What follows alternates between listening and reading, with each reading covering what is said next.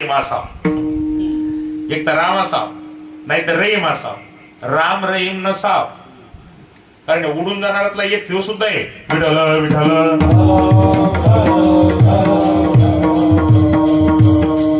देवानं आपल्या जीवनामध्ये कमीत कमी या रस्त्यावरती तो मामा ठेवा. आणि महाराज मिळल न मिळल, परमात्मा तत्व मिळल न मिळल, पण कमीत कमी आपला त्याच्यासाठी जर प्रयत्न असला. तुकाराम महाराजांनी ते अफाट प्रयत्न केले म्हणून तुकोबाराय ते तत्व मिळालं महाराज. आणि महाराज जीवन निश्चिंत झालं. पण महाराज कशाहून कळते तुमचं जीवन निश्चिंत झालं? एकाच गोष्टीने कळते, मामा मनाचं पळणं थांबलं की समजायचा माणूस निश्चिंत झाला. तुकोबाराय म्हणतात आमचं मन आता एवढं शांत आहे की कोणत्याच गोष्टी करता ते प्रयत्न करायला तयार नाही आता. कारण त्याची प्रक्रिया देव मिळाला तुमच्या जीवनामध्ये. हे कशाहून कळालं याचं उत्तर महाराज अभंगाच्या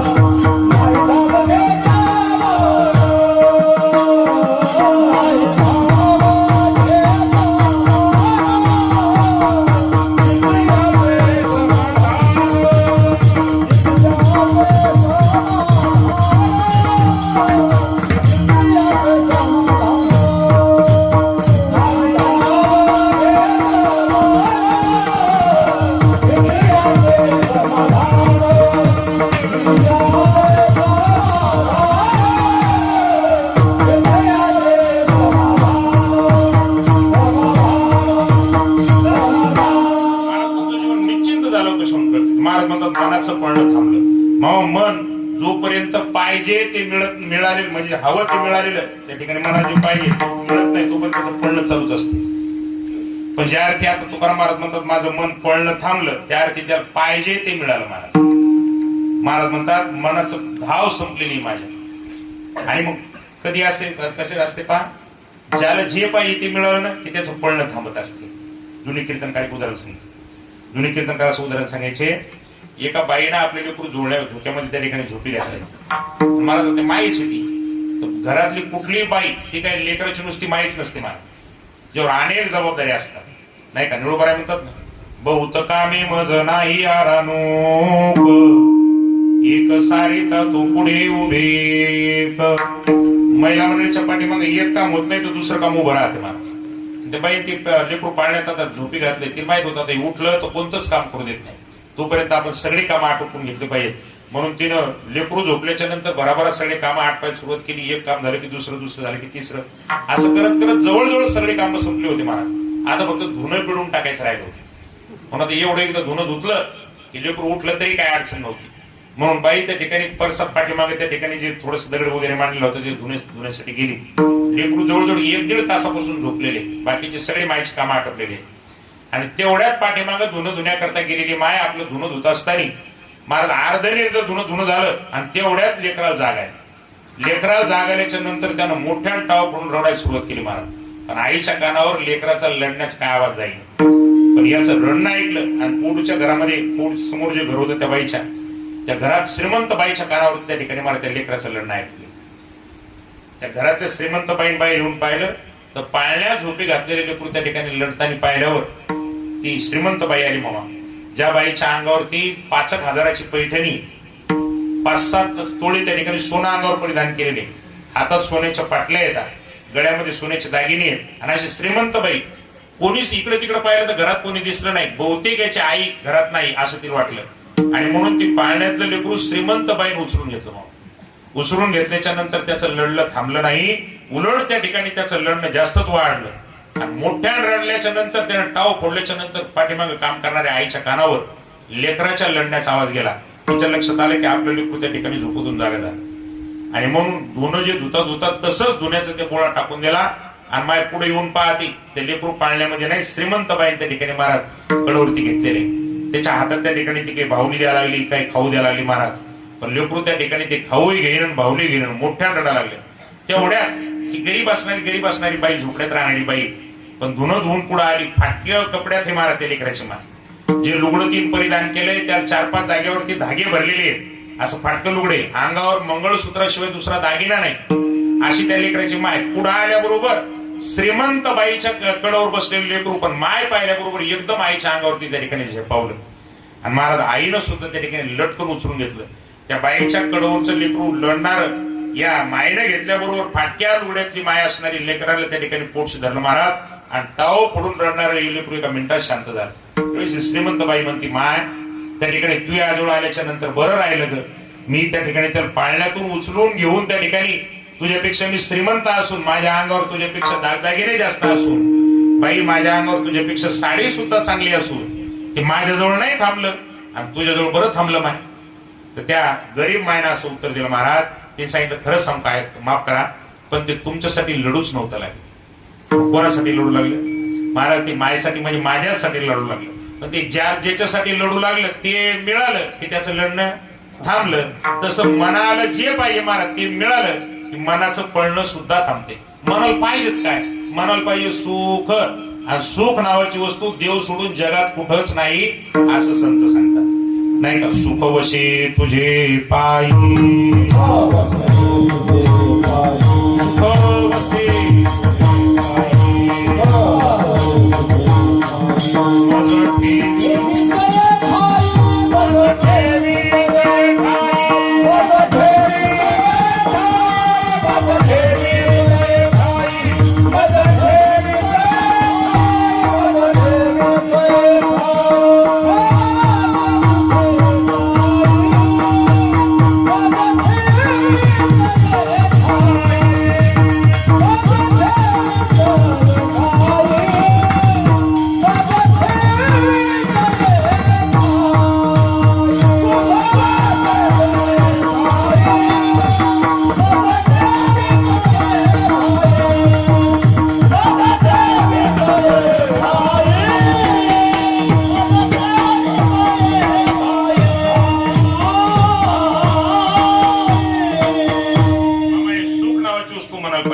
सुख नावाची वस्तू परमात्मा म्हणजे सुख आहे, किंवा ते सुख देवाच्या पायात. तुझे पायी सुख सर्व,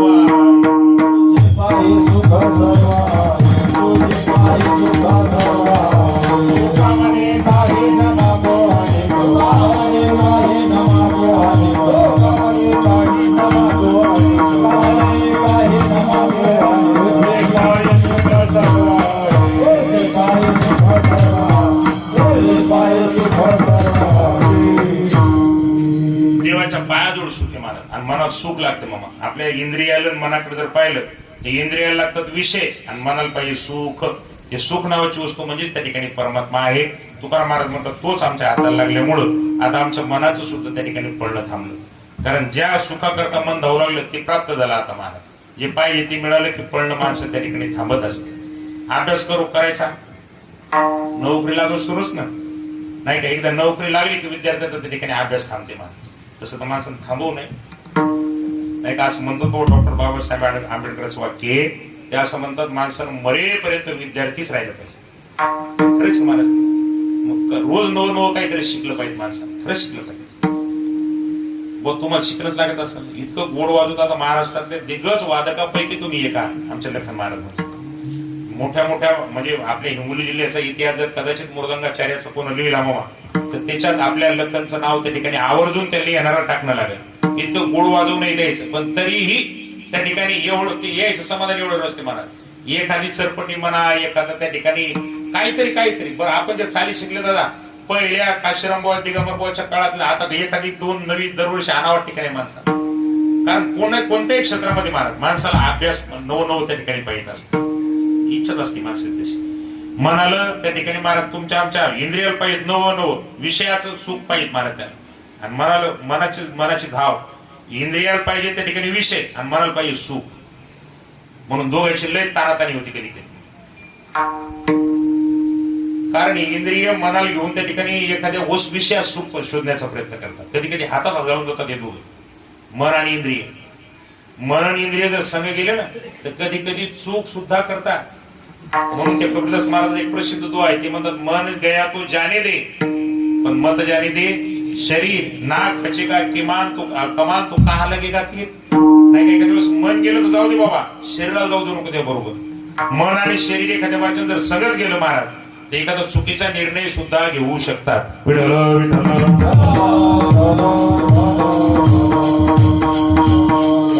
सुख पाहिजे ते सुख महाराज म्हणतात त्या ठिकाणी मला प्राप्त झालं. आणि मग प्राप्त झालेलं असल्यामुळे मनाचं पळणं थांबलं महाराज. इंद्रियाचं समाधान झालं माझ्या. कोण इंद्रियाचं झालं तर सगळे एक अभंग तुमच्या डोळ्यात पुढे ठेवा सगळं तिच्यामध्ये आलेलं. घे माझे वाचे गोड नाम विठोबाचे हा सगळा अभंग वाचा. या सगळ्या अभंगामध्ये तुकाराम महाराजांच्या संपूर्ण इंद्रिया त्या ठिकाणी सुख महाराज सर्वच इंद्रिय त्या ठिकाणी समाधान झालेली आहेत. परमात्मा रूपामध्ये सर्व इंद्रिय समाधानी होतात. बाकी कुठल्याच विषयामध्ये सर्व इंद्रिय समाधानी होत नाहीत. पिक्चर पाहिल्यावर डोळे समाधानी होतात का मन? हा पिक्चर पाहिल्यावर डोळे समाधान होतील महाराज बाकी कोणतंच नाही. पोट नाही समाधानी होत. भूक लागलेली असली तर पोट नाही समाधान होत. चांगलं गाणं ऐकल्याच्या नंतर कानच समाधानी होतात महाराज. डोळे नाही समाधान पर्यंत जात आणि मन तर लगेच नाही जात. मनाला त्या ठिकाणी महाराज याच्यातलं काहीच पाहिजेत नाही. मनाला सुखच पाहिजे. त्या चांगल्या गाण्यातून मन सुखच घेते महाराज. चांगल्या दृश्यातून त्या ठिकाणी मन सुखच घेण्याचा त्या ठिकाणी प्रयत्न करत असते. सुखच लागते मनाला. आणि म्हणून महाराज म्हणतात मनाला माझ्या जे पाहिजे त्या ठिकाणी ते प्राप्त झालं म्हणून त्याचं पळणं त्या ठिकाणी थांबलं. देव मिळवला मी माझ्या जीवनामध्ये. कशाहून कळते तुम्हाला ते या दुसऱ्या चरणावरून कळते. इंद्रिय माझे समाधान झाले. पण मला यासाठी तुम्ही वागले कसे हे कसे वागले अभंगाच्या 3ऱ्या चरणात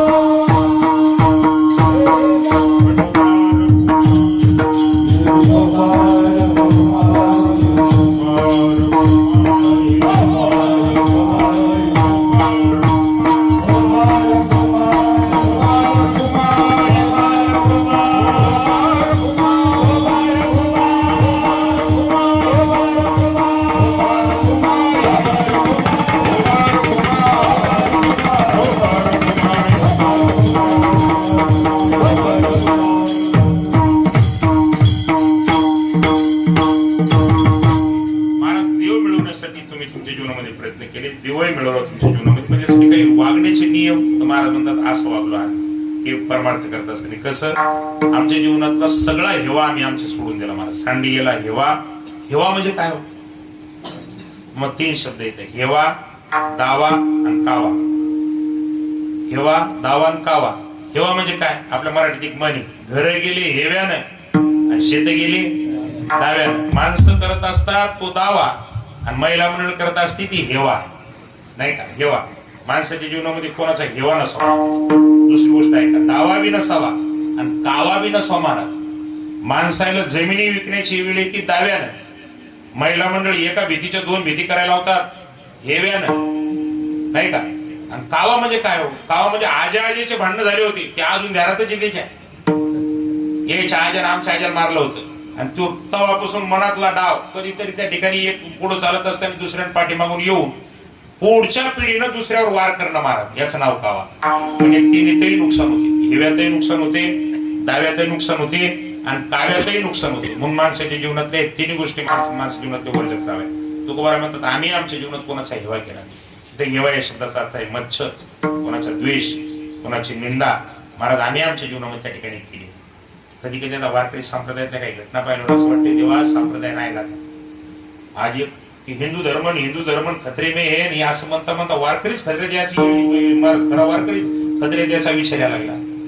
आज आमचे संग्राम बापू भंडारी त्या ठिकाणी त्या माणसावर शाईट आहे आणि प्रकरण वाढला आता ते, नाही का? ते जेला घालायचं, ते जेला घालायचं, नाही का? एकमेकाला सगळ्यात जास्त महाराज बदनामी मिळते वारकरी संप्रदायाची.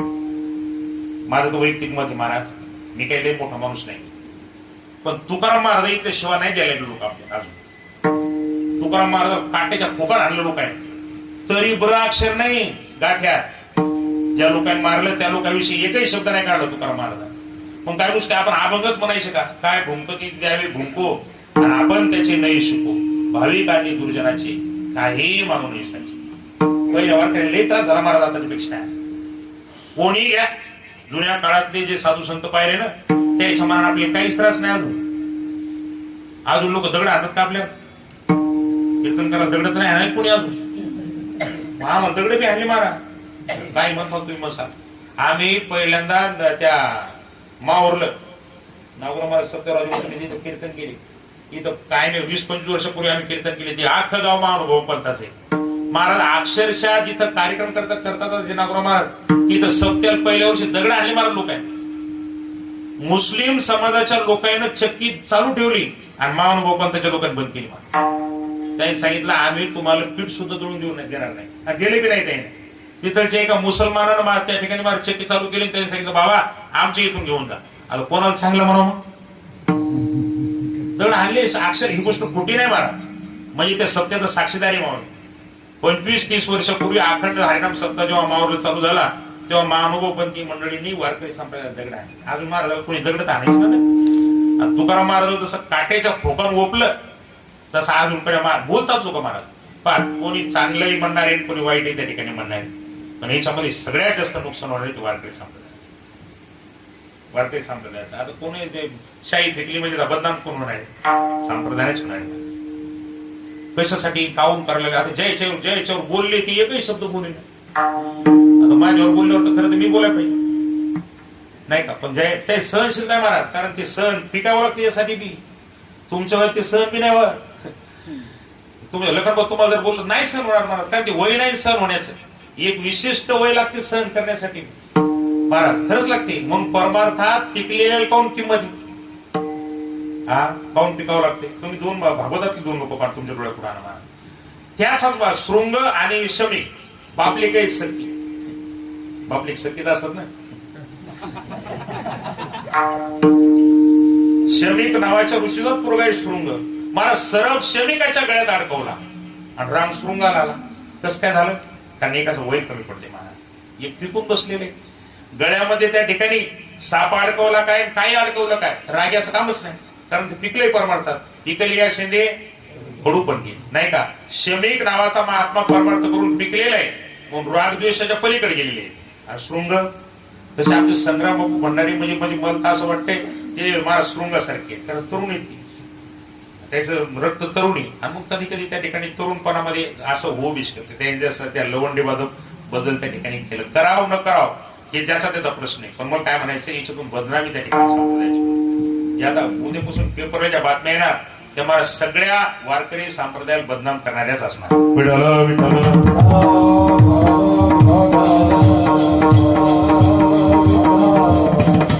माझी वैयक्तिक विनंती तुम्हाला सहन करायचं शिकारी बघा. लोक तुम्हाला बोलणारच, परमार्थात असल्यामुळे लोक तुम्हाला 100% बोलणार महाराज. या लोकांना विचारा हे आता आपल्या अगोदरचे माणसं आहेत महाराज, याला काही कमी बोललेत लोक. पण ज्याच्याकडे सहनशीलता आहे आणि परमार्थामध्ये सहन करता आलं पाहिजे माणसाला, परमार्थिक माणसाला सहन करता आलं पाहिजे महाराज. परमार्थिक माणसं जर त्याच माणसात ओरडलं त्यांच्यात आपल्यात काय फरक मग नाही का? संसारी माणसासारखे जर परमार्थिक माणसं वागू लागले तर दोघात फरक नाही महाराज करणार त्या ठिकाणी. म्हणून सहन केलं पाहिजे. परमार्थिक माणसानं जेवढं शांत राहील तेवढं शांत राहण्याचा प्रयत्न केला पाहिजे. विठ्ठल विठ्ठल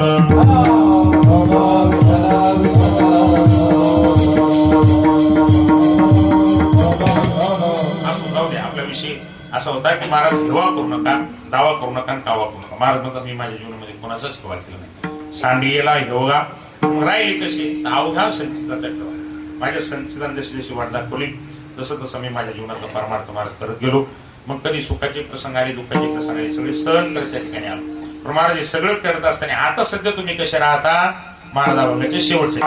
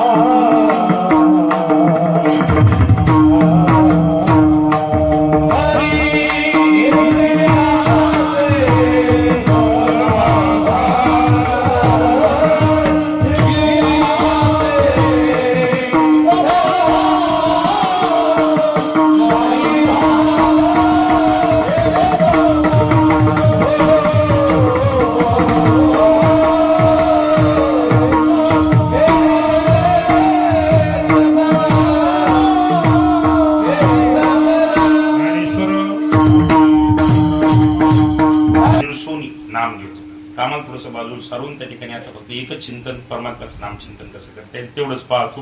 कारण ते इंद्रिय समाधान आपण त्या ठिकाणी आलेले जे पाहिजे त्या ठिकाणी माझ्या जीवनामध्ये मिळालेले आहे. चिंता माझ्या जीवनात त्या ठिकाणी निवृत्त झालेली आहे. आणि आता परमात्म्याचं नाम चिंतन करत करत कामाला बाजूला सारून त्या ठिकाणी चिंतन करतो, असं राहतो. असा या अभंगाचा येतमत येत अवकाश माझ्या अल्पबुद्धी प्रमाण भावार्थ करण्याचा प्रयत्न केला. हनुमंतरायाच्या चरणी सेवा समर्पित करत असताना 2 मिनिटं मारुतीबद्दल बोलतो, शिवून त्या ठिकाणी पूर्ण विराम देतो. खूप सुंदर या ठिकाणी मंदिर बांधलेले महाराज. आणि मंदिर म्हणलं मामा की त्याची पूर्णता कळ सांगत असते. आपण प्रसिद्ध ओव्याने मी ऐकत असतो, देवळाच्या कामा कळसू परम गंगेशी सिंधू प्रवेशू नातरी सोनिया कसू 16वा जैसा. मामा सोनं पूर्णत्वाला गेलं हे कशावर कळते? सोन्याला 16वा कस लागला की महाराज सोनं पूर्णत्वाला जाते, नाही का? गंगा सागराला मिळाली की महाराज गंगा सुद्धा त्या ठिकाणी पूर्णत्वाला जाते. तसं मंदिर कळसापर्यंत आले की मंदिर सुद्धा त्या ठिकाणी पूर्णत्वाला जात असते. कळसापरोती काही आणि प्रसादी काम नाही. कळस बसल्याच्या नंतर खाली काही काम घेऊ नये. कळस बसवल्याच्या नंतर मग मनुष्य आता अगोदर कळस बसवून घेऊ आणि मग पुढच्या वर्षी पाव आतली फरची पुढच्या वर्षी टाकायची, असं करू नये. मला अगोदर फरची वगैरे सगळं टाकून मगच कळसाकडे गेलं पाहिजे. आणि तसं तुम्ही या ठिकाणी जवळजवळ सर्व मंदिर चांगल्या पद्धतीचं घडवलेले आणि त्यानंतर कळसाची वाटचाल या गावकरी मंडळी या ठिकाणी केलेली. महाराज कळस सुद्धा त्या ठिकाणी आता बसणाऱ्याचे आपल्या मुहूर्ताच्या दिवशी असं बसवलं नाही, असं मुहूर्त पाहूनच त्या ठिकाणी बसवलं. मामा कळसामध्ये साक्षात लक्ष्मी माता असते. कळसामध्ये लक्ष्मी असत्या. कळस मंदिरावर कळस का बसवतात त्याचं हेच कारण आहे महाराज. कळसात लक्ष्मी असते आणि त्या लक्ष्मीची कृपा अख्ख्या गावावरती राहावी याच्याकरता त्या ठिकाणी त्या कळसाला अतिशय किंमत आहे. तुम्ही जर कसं काय राहते लक्ष्मी तिथं? कारण सोन्याच्या रूपात देव राहते आणि जिथं देव राहते तिथे लक्ष्मी असतेच. पाय लक्ष्मीच्या हाती. ती मालकाचे पाय सोडून राहणारी बाई नाही महाराज, ती पतिव्रता स्त्री. आणि मग जिथं परमात्मा आहे, गीता माता सांगते ना, गीता माता म्हणते सोन्यामध्ये, परमात्मा स्वतः सांगते की सोनं म्हणजे मी. आणि कळसामध्ये थोडं का होईना पण सोनं असते, आणि जिथं सोनं असते महाराज तिथं परमात्मा ते सोन्याच्या रूपाने राहते, आणि जिथं परमात्मा राहते ते त्या ठिकाणी लक्ष्मी राहते. आणि मग त्या लक्ष्मीची पूर्ण गावावरती या ठिकाणी कृपा होण्यासाठीच मंदिराच्या त्या ठिकाणी कळस बसवत असतात. दुसरं त्या पंजाबच्या भाषेत जर विज्ञानाच्या भाषेत सांगायचं तर जिथं मंदिराचा कळस त्या ठिकाणी बसला महाराज तिथं वीज पडत नाही. मग म्हणजे विज्ञान असं म्हणते मंदिराचा कळस जर बसलेला असला तर विजेपासून आख्या गावाला सुरक्षित ठेवण्याचं काम मंदिराचा कळस करते. विज्ञानाच्या भाषेतून पाहिलं तर पंजाब म्हणतात जिथं मंदिर असते तिथं कळसाच्या मुळे वीज पडत नाही, विज्ञान म्हणते. आणि शास्त्र म्हणते आपलं की जिथं कळस असते तिथं लक्ष्मी राहते. म्हणजे दुहेरी फायदाच आहे ना, विजेपासून गाव सुरक्षित राहते आणि शास्त्राच्या दृष्टिकोनातून पाहिलं तर मला सगळ्या गावावरती त्या ठिकाणी लक्ष्मीची कृपा राहते. ज्यांनी ज्यांनी या मंदिराच्या करता कामाकरता मदत केली मामा त्या सगळ्याच मंडळीवरती इथून पुढे त्याच्या परिवारावरती लक्ष्मी नक्कीच त्या ठिकाणी त्याच्यावरती कृपा करणार आहे आणि त्याची आर्थिक परिस्थिती मला त्या ठिकाणी चांगली चांगली होत जाणार. ज्यांनी ज्यांनी जशी जशी घडली असेल तशी मदत त्यांनी केली. मारुतीरायाचं मंदिर आहे महाराज. मारुतीराय असं देव आहे मामा. आपण नेहमी म्हणत असतो श्री गुरु चरण सरोज रज निज मन मुकुर सुधारी बरनौ रघुबर बिमल जसु जोदायक फलचारी बुद्धिहीन तनु जानिके सुमेरो पवन कुमार बल बुद्धी विद्या देहू मोहि हरहू क्लेश विकार. मारुतीराया तुम्ही आम्ही पण हीच प्रार्थना रोज करावं. कोणती? निज मन मुकुर सुधारी. मारुतीराया तुम्ही आमच्या मनाला जरा चांगलं करायचं प्रयत्न. एवढंच एक सांगतोय शिव पूर्ण ग्रंथ. निज मन मुकुर सुधारी. तुळशीदास महाराज मुकुर म्हणतात मनाला, आपल्या मनाला मुकुर म्हणतात. मुकुर म्हणजे आरसा, हिंदीतला शब्द मुकुर, मराठीत आरसा होतो. मामा आरसा खरा बोलते का खोटं बोलते? माया झोपले नाही तुम्ही? आरसा आरसा माणसाला खरं बोलते का खोटं बोलते? मंडळी मामा तुमचं म्हणणं खरं बोलते. दादा तुमचं म्हणणं काय? गोपाळराव तुमचं म्हणणं खरंच बोलते. अशोकदादा तुमचं म्हणणं काय? खरंच बोलते का दादा? आरसा खरं बोलते? होय खरंच बोलते आरसा. महाराज म्हणतात जैसा तैसा दावी आरसा नकट्या कैसा पाळते. नाही का महाराज? माणूस जसा असं तसं दाखवते आरसा, असं तुम्हाला वाटते. पण आरसा ज्याला त्यालाच खरं बोलते, दुसऱ्याला नेहमी आरसा खोटच बोलत असते. तुमचा आरसा तुम्हाला खोटं खरं बोलते महाराज, पण तुम्ही आरशात पाहत असताना मी जर तुम्हाला आरशात पाहिलं तर आरसा मला खोटं बोलते, तुम्हाला खरं बोलते.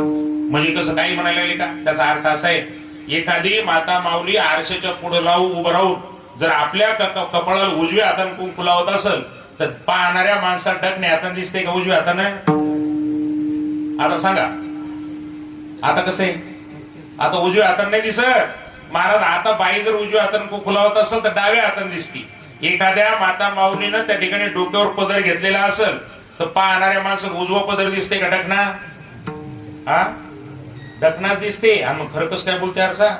आरसा ज्याला त्याला खरा बोलते पण दुसऱ्याला खोटं दाखवत असते महाराज. तसं मन सुद्धा आरशासारखं खोटं बोलत असते.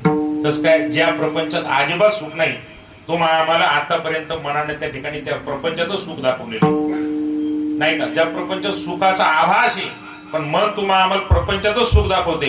परमार्थात खरं सुख आहे महाराज. उलट मन दाखवते. आरसा सुद्धा उलट दाखवते आणि मन सुद्धा उलट दाखवते. म्हणून त्याला दुरुस्त करण्याची मारुतीरायाला प्रार्थना केली तुळशीदास महाराजांनी. निजी मन मुकुर सुधारी बर नवर गुबर बिमल जसं जो दायक फलचारी. मारुतीराया तुमच्या निर्मल यशाने आमच्या पदरामध्ये 4 फलं पडणार आहेत महाराज. धर्म, अर्थ, काम आणि मोक्ष असे 3 फलं.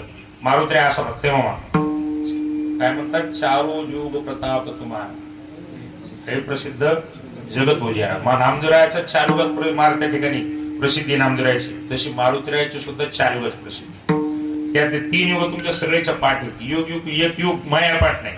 तुम्हाला पाठ असेल तर सांगा. नाही का? 3 युगात मारुतीरायाचा प्रताप आहे महाराज. त्रेतायुगात रामचंद्र पुरुष सारखी मदत केल्याचे 1000 उदाहरण आहेत. रामायण आपण ऐकाच लागले पाठीमाग बाबाच्या मुखातून रामकथा आपण ऐकाच लागली महाराज. त्या रामायणातल्या त्रेतायुगात मारुतीरायाचा प्रताप आहे. जर आपण द्वापारयुगामध्ये पाहिलं तर द्वापारयुगामध्ये सुद्धा अर्जुनाच्या रथावर बसून मारुतीरायाने प्रताप केल्याचं वर्णन आपल्याला वाचायला मिळते. द्वापारयुगात आहे. कलियुगात आता सध्या आपण एवढे कार्यक्रम करायला आरती त्याचा अर्थ आताही प्रताप आहे. पण मग सत्ययुगात मारुतीरायाचा प्रताप कधी? तुळशीदास महाराज म्हणतात तुमचा 4 युगात प्रताप आहे. कसं काय? तुम्हाला असं वाटते बाबा हे कदाचित असं असेल? म्हणजे मी नक्की सांगायला लागलो तुम्हाला. मला माझ्या वैयक्तिक मतानुसार कदाचित मारुतीराय सत्ययुगामध्ये भगवंत शंकराच्या रूपात आणि शंकराच्या रूपात असल्यामुळं शंकरच मारुतीरायाच्या रूपात आलेले असल्यामुळं तुका म्हणे रुद्रा अंजनीच्या उमटा. ते सत्ययुगामध्ये भगवंत शंकराच्या रूपात द्यायचा प्रताप आहेच ना. सत्ययुगामध्ये शंकराच्या रूपात आणि बाकीच्या 3 युगामध्ये महाराज मारुतीरायाच्या रूपामध्ये प्रताप आहे मारुतीरायाचा. आणि तेज सुद्धा मारुतीरायाचा आहेच. अतिशय मोठं तेज आहे. किती तेज आहे तर महाराज म्हणतात तेज प्रताप महाजगवंदन. मारुतीराय त्या ठिकाणी जगामध्ये वंदन येत म्हणतात. तेजस्वी तेज रावणाकडे आणि तेज मारुतीरायाकडे. फक्त दोघांचा फरक असा आहे, रावणाचं तेज तमगुणी आणि मारुतीरायाचं तेज सत्वगुणी. महाराज जे माणसं आपल्या बलाचा उपयोग दुसऱ्याचा त्रास देण्याकरता त्या ठिकाणी वापरत असतात, बलाचा उपयोग दुसऱ्याला त्रास देण्याकरता वापरतात, ते रावणाच्या ज्ञानचे आहेत. आणि जे आपल्या ताकदीचा उपयोग महाराज अनेक लोकांवरती उपकार करण्यासाठी प्रयत्न करत असतात, ते मारुतीरायाच्या ज्ञानचे आहेत. महाराज हनुमंतरायानं आपली ताकद लोकांवर उपकार करण्यासाठी वापरली. आपली ताकद लोकांवर उपकार करण्यासाठी वापरली तर आपण संत, आणि आपण आपली ताकद जर लोकांना त्रास देण्यासाठी वापरली तर आपण महाराज राक्षसाच्या गणितामध्ये त्या ठिकाणी बसतो. म्हणून माझी तुम्हाला सर्वांना विनंती, देवाने जर तुम्हाला 3 ताकद दिली असती तर मारुतीरायासारखी लोकांच्या कामासाठी वापरा. काहीकडे सत्तेची ताकद आहे, काहीकडे पैशाची ताकद आहे, काही शरीराची ताकद आहे. महाराज हे 3ही बळ लोकांवर उपकार करण्यासाठी वापरावे अशी तुमच्या चरणी प्रार्थना करतो. धरली सेवा मारुतीरायाच्या चरणी या ठिकाणी महाराज माझी थोडं मोठं वाणीतून धरली सेवा पुन्हा एकदा सप्त कमिटीचे आभार मानतो. आदरणीय राजू महाराजांनी या ठिकाणी सेवा करण्याची संधी दिली, त्यांच्याबद्दल पुन्हा एकदा त्यांचे धन्यवाद व्यक्त करतो. सप्ताह कमिटीचे पुन्हा एकदा धन्यवाद व्यक्त करतो. धरली सेवा मारुतीरायाच्या चरणी समर्पित करून तो याच ठिकाणी माझ्या वाणीला पूर्ण विराम. जय विठ्ठल.